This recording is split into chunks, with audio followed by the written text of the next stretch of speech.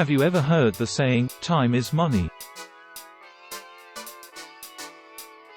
It's a common phrase that implies that the more time we spend working, the more money we'll make.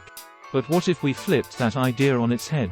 Instead of thinking of time as money, what if we think of money as time? When we think of money as time, we start to realize that every dollar we earn is another minute, hour, or day that we can spend doing the things we love. This clock is ticking and we only have so much time on this earth.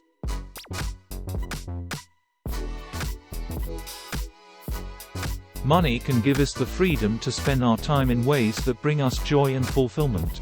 So, let's start thinking of money as time. It's a powerful shift in perspective that can change the way we think about our work and our lives. So, let's make the most of our time and our money.